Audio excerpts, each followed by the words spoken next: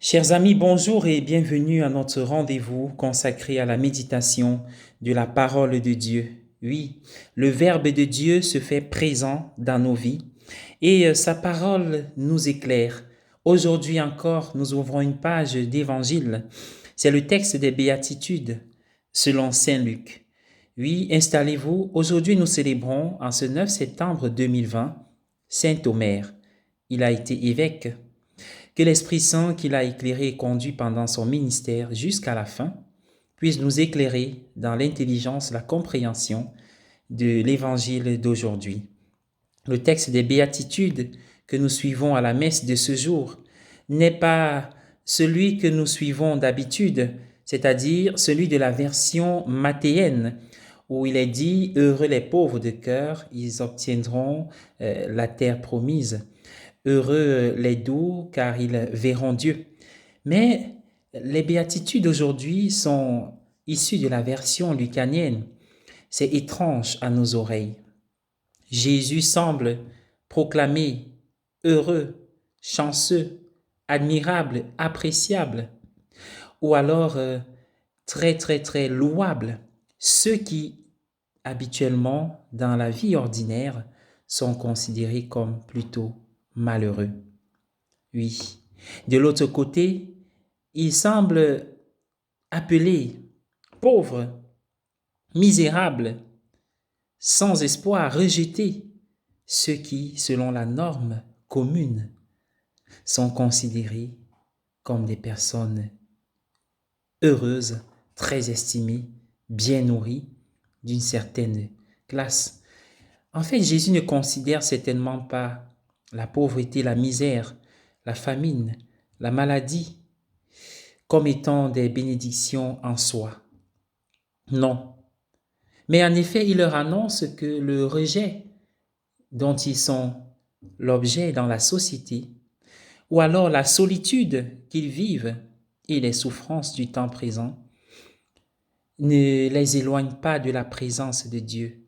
Le ministère public de Jésus lui-même, son action au quotidien et l'action de l'Église constituent un bonheur, une richesse pour ces personnes qui, de manière ordinaire, seraient considérées comme malheureuses.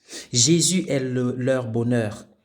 Comme il est dit, Jésus apporte la vie à ceux qui sont morts.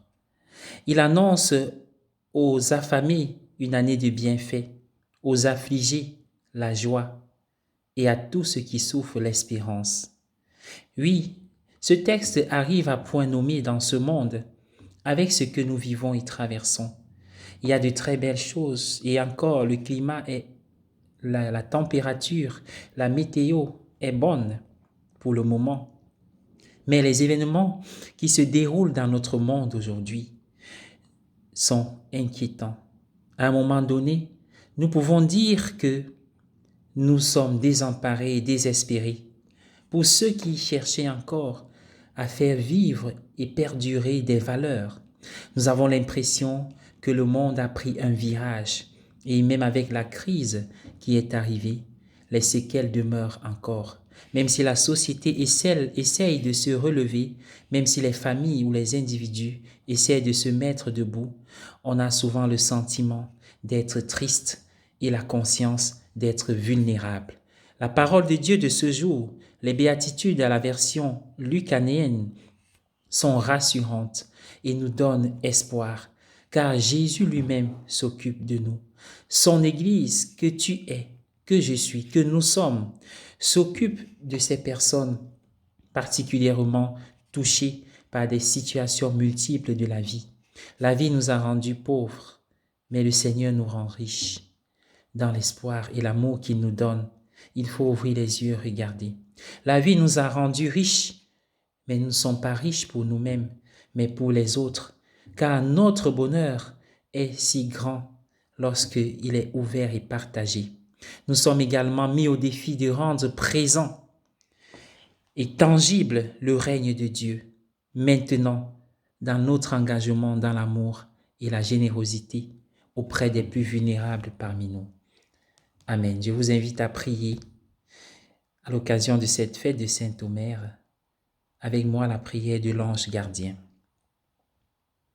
Saint-Ange gardien, mon compagnon, mon ami, mon guide, mon protecteur, placé auprès de moi par la tendresse du Père, gardez-moi fidèle à répondre à la volonté de Dieu. Faites grandir en moi l'amour de mes frères. Soutenez mon espérance en la miséricorde de Dieu.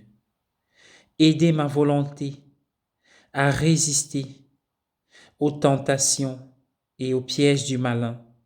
Détournez de moi les périls de l'âme et du corps. Assistez-moi dans la prière à la fin de cette journée. Présentez à Dieu mes pensées, mes paroles et mes actions.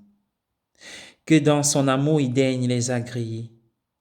Saint-Ange gardien, veillez sur moi et sur tout ce que j'aime. Amen.